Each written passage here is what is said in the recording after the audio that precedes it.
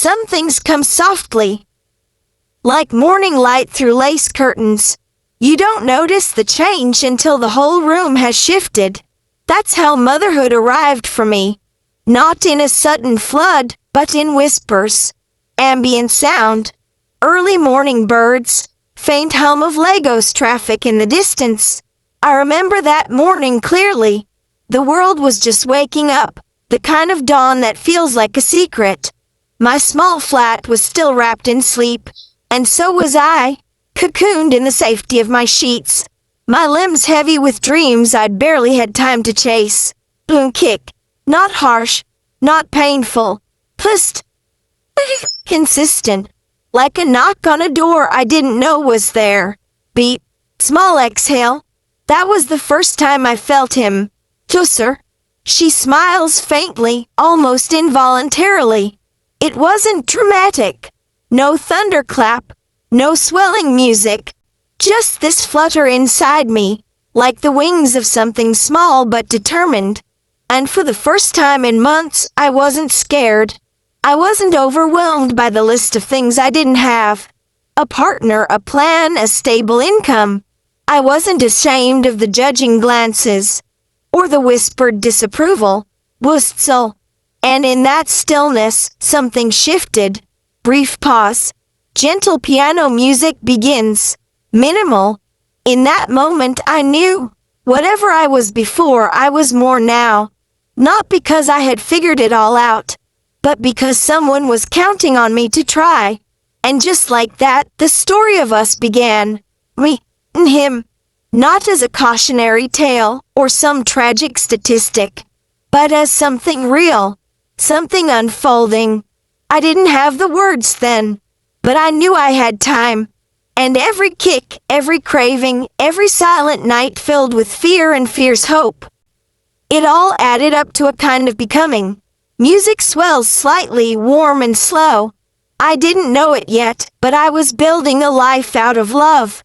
One heartbeat at a time. You don't realize how heavy the world can be until you're carrying it all by yourself.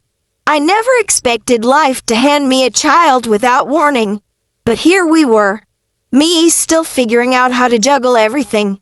A part-time job that barely paid enough to cover rent, the never-ending parade of bills, and the looks from people who never understood. People like Amanda. She didn't mean to judge me, I know that now. But back then, her pity, disguised as concern, felt like a weight on my chest. Every time she asked me how I was managing, "Are you sure you can do this?" she'd ask, her eyes full of that soft, unspoken judgment. Short, uncomfortable pause. Music shifts slightly, more tense, reflective. It's funny how people think they can measure your capacity to endure, to make it as a single mother, as a woman who's trying to hold on to the scraps of her own dreams, no matter how small or distant they seem. But every morning I looked into Doser's eyes, and for the first time, I had a reason to keep going. His gaze was all trust, all faith, and that made it so much harder to admit the truth to myself. I wasn't okay. The days blurred together, the exhaustion that comes with sleepless nights, the endless days of trying to piece together a life that barely made sense. And through it all, there was this nagging question. Is this all I'll ever be? A mother? A worker? A survivor? But deep down, I knew I wasn't just surviving. I was transforming, slowly, in the quietest way. Sometimes the hardest part is not admitting that you're struggling, but realizing that it's okay to need more. And I did. I needed more. I needed something to remind me that I existed beyond the labels people kept throwing at me. A mother, woman, the statistic. I needed to breathe again. And that's when I met OD. He wasn't part of the plan. Of course he wasn't. But somehow, he made the weight of everything feel a little bit lighter. Not because he had the answers or because he fixed things, but because he made me feel like maybe I wasn't broken after all. Sound of a soft knock at the door, signaling a shift. We don't always have the luxury of choosing our moments, But sometimes those moments choose us. And maybe, just maybe, this one was my chance. My chance to ask for help. To trust someone again. To let someone in. Even if it was just for a while. It was the strangest thing. I didn't believe in love at first sight. Least not anymore. But there was something about OD, something in the way he looked at me that made me feel seen. Not just as a mother, not as someone's past, but as me. The me I used to be before everything changed. The moment he spoke, I could tell he wasn't like the others. His words weren't empty, weren't meant to be part of the usual dance of politeness. He spoke like he saw beyond my tired eyes, like he knew the story behind the surface. Even though I'd only just met him, I wasn't ready for that. I wasn't ready to trust. But when he smiled, I felt like maybe, just maybe, it was okay to hope. Hope. It's a dangerous thing to hold on to. Like standing at the edge of a cliff, looking down, and wondering if the fall is worth it. And yet, there I was, sitting across from him, as if it was just another conversation. But it wasn't. Not for me. For the first time in what felt like years, I let myself be vulnerable, even if only for a moment. Maybe, I said quietly, maybe I can let someone in. It was a thought I couldn't push away. I didn't know if I was ready, if I could afford to let my guard down. But I wanted to believe it was possible. The idea of sharing my life, even the broken pieces of it, with someone who didn't see me as a charity case. That was something I hadn't allowed myself to want in a long time.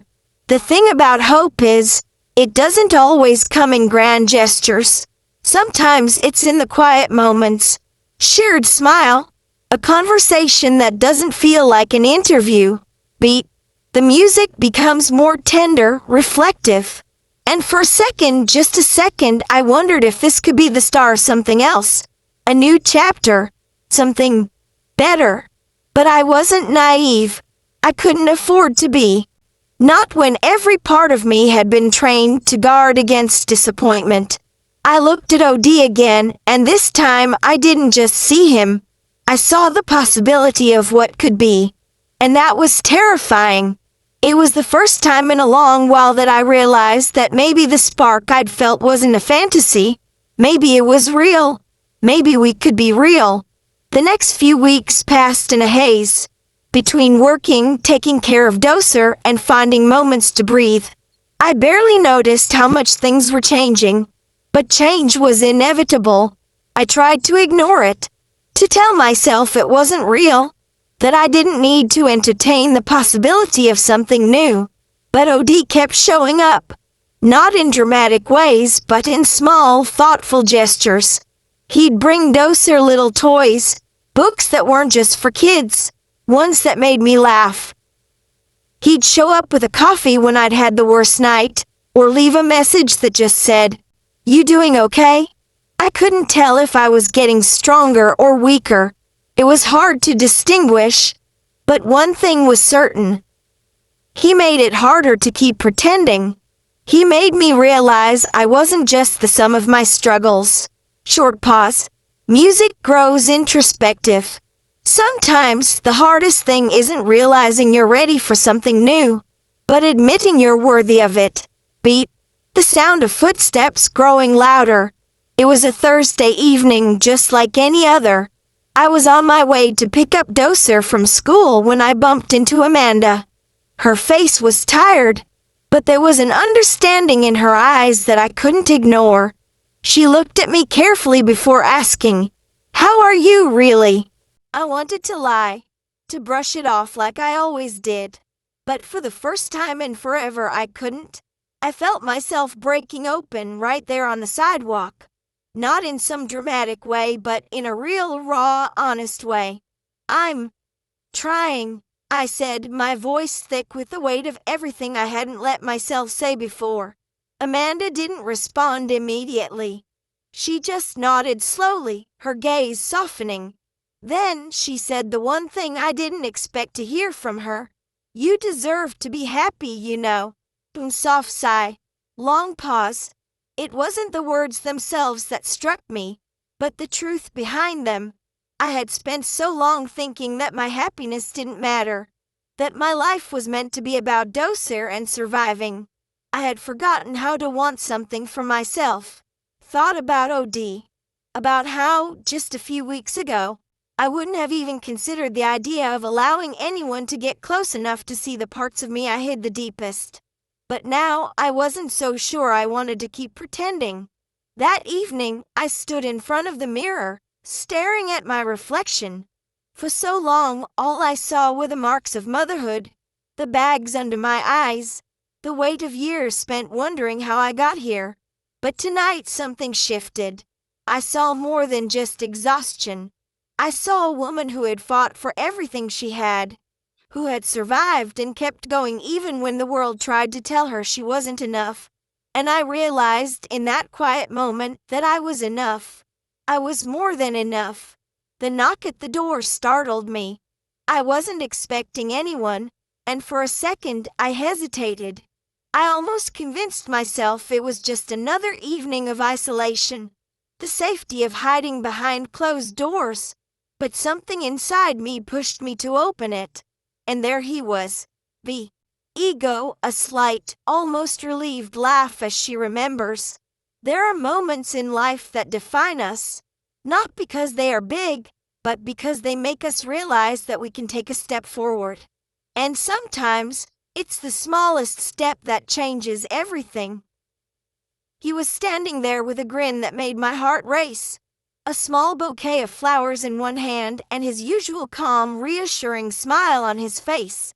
"I thought you might need these," he said, and I couldn't stop myself from smiling back.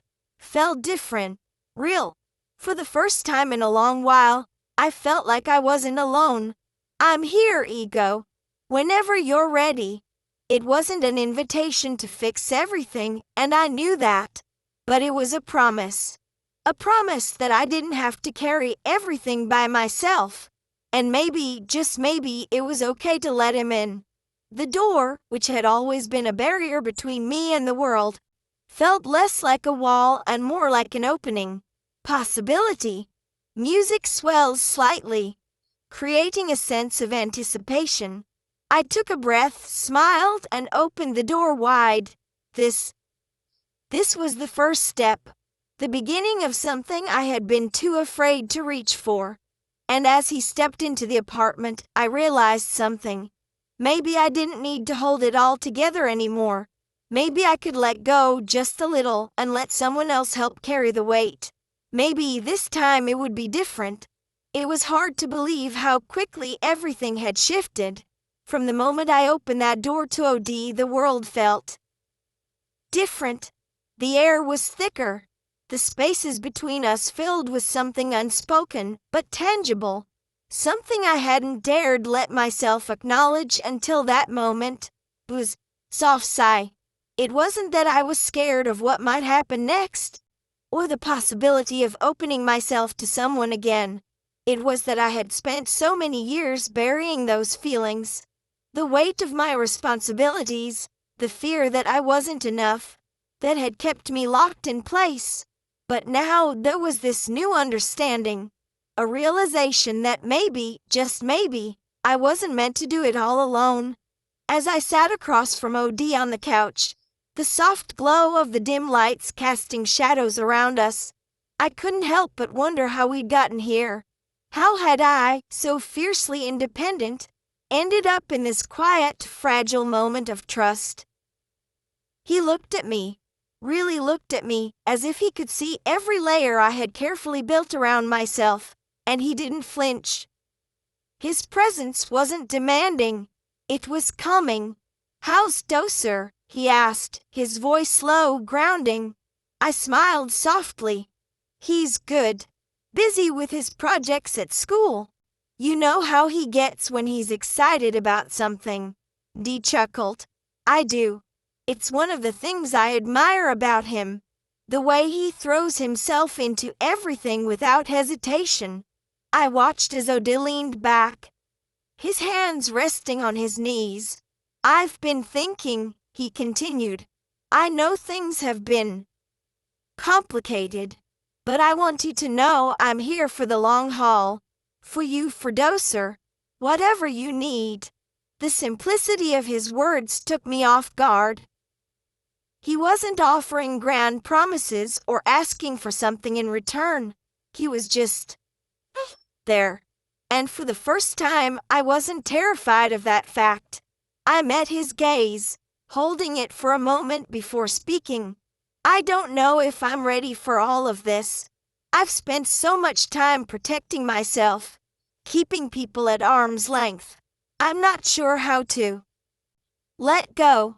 Odie's expression softened, and he nodded slowly, as if understanding the weight of those words. I'm not asking you to let go of everything, Ego. Just take it one step at a time. No pressure. Buzz. The sound of rain intensifying briefly. There was something in his voice, in the quiet conviction behind it, that made me want to believe him. Believe in us. The days passed in a quiet rhythm. Things didn't magically fall into place, of course. There were moments of doubt, of fear, of second-guessing myself. But little by little, with Odie's steady presence, I found myself opening up. I found myself allowing the cracks in my armor to show.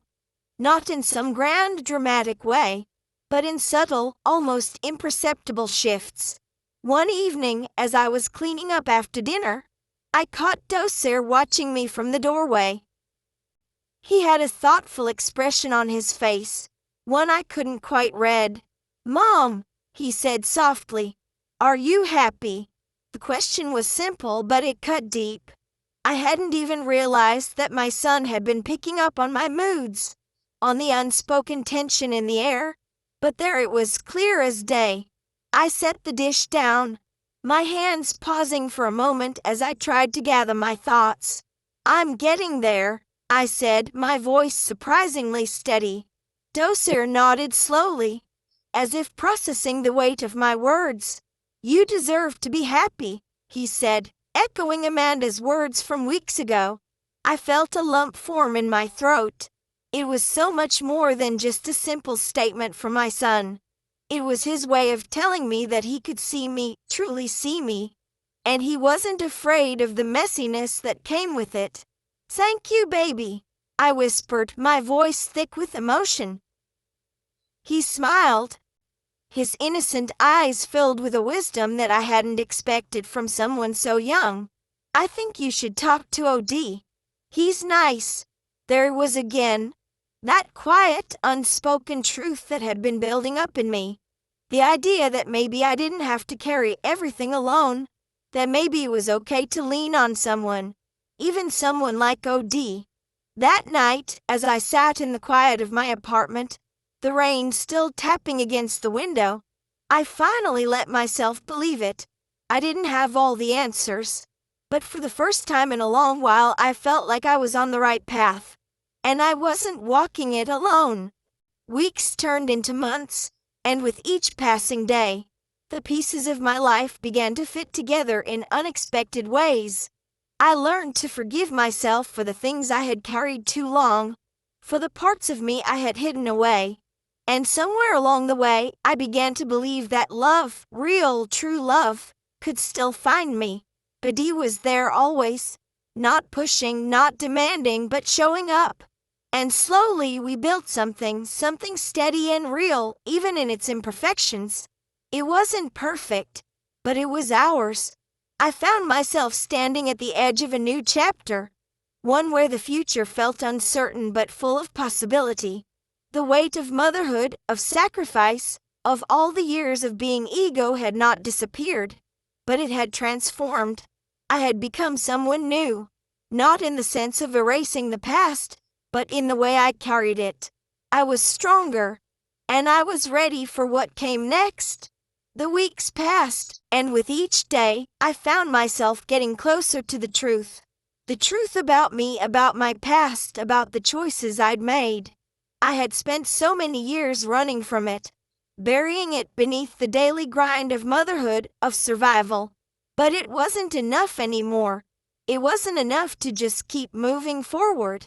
I had to face what I had been avoiding, The guilt, the regret, the fear of being unworthy. And maybe, just maybe, I had to face OD. He had always been there for me, quietly in his own way. But there was a part of me that held back.